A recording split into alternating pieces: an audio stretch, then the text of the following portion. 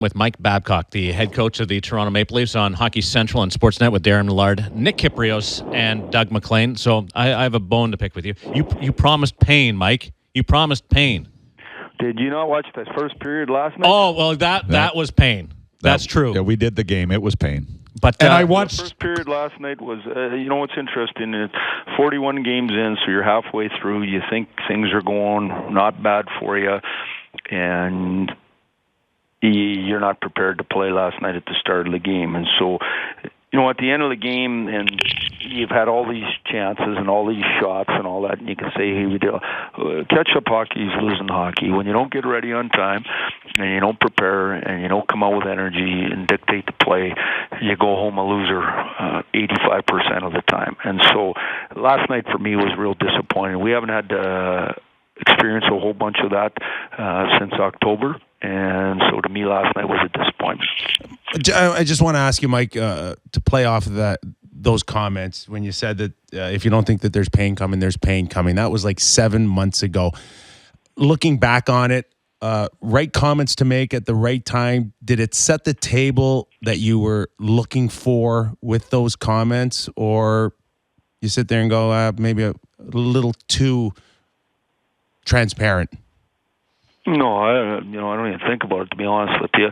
I think the reality is when you're building an organization to have a 10-year run like our plan is there's going to be some times that are ugly, and whether it's gone better or worse than you'd like as a fan, the reality is that's just the case. I know how long it takes, and I know how long these teams that the Chicago Blackhawks, I know how many years of pain there was. The Florida Panthers who are playing great right now, and their kids have come of age, and they got some good veterans.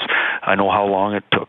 So that's where we're at. What's real pleasant for me is Gardiner and Rielly and Kadri, and the way these guys, they're better players than I thought. They play harder. They're more competitive. So to me, that part is the positive part. The way we've competed the most nights, the way we've been organized has been positive.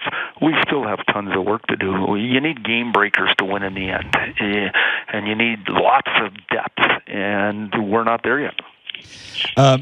So, I happened to watch the San Jose game as well, and I'm sitting after the first period, and I'm thinking, this is a pretty good effort. They look like they're playing hard. They're in the game.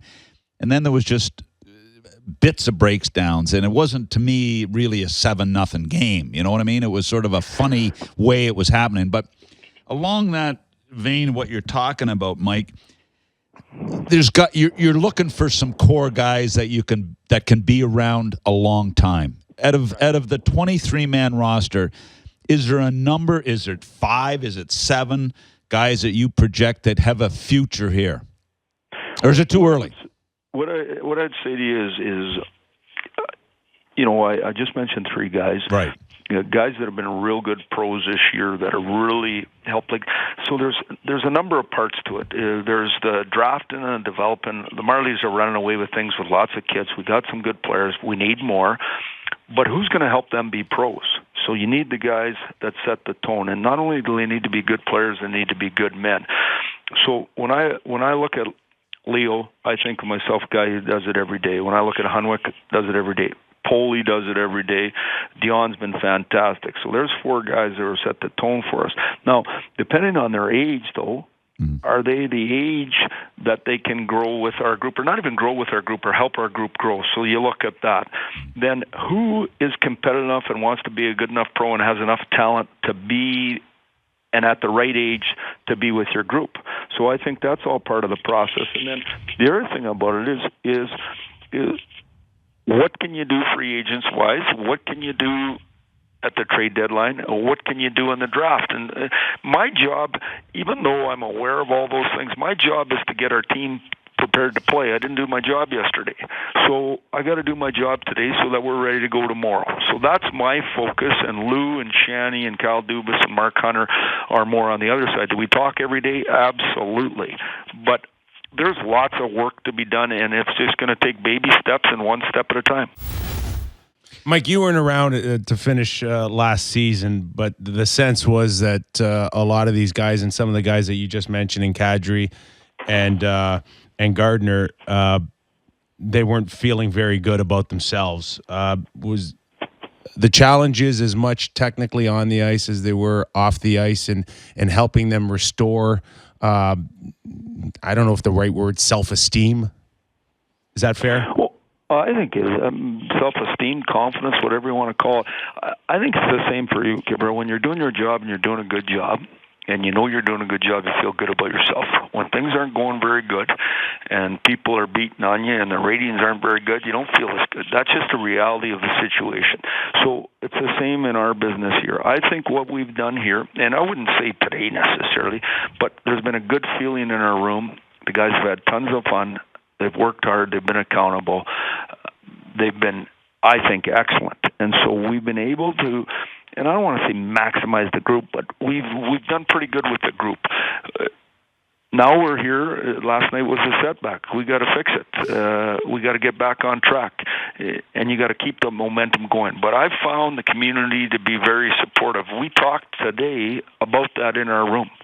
It's been a good spot for us this year because we played hard enough and we've earned the right to feel good about ourselves, and the community supports that. Let's keep it up. Let's keep getting better.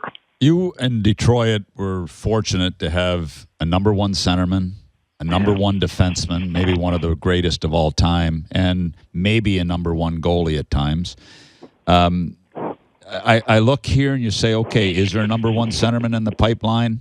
Is there a number one defenseman in the pipeline? Is there a number one goalie in the pipeline?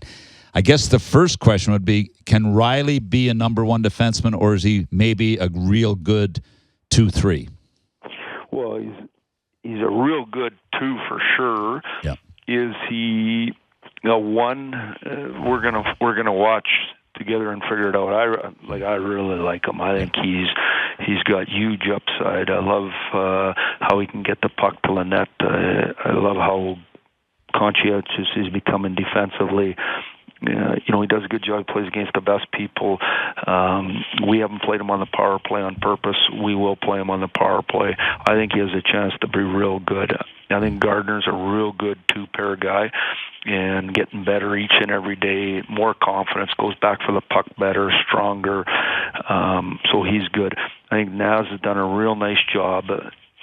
When you play head-to-head against the other people's best players, when they get running around the other night in L.A. and you're running right back and you're greasy, I really like it. He might be the biggest surprise for me. I'm almost shocked how good he's been and competitive and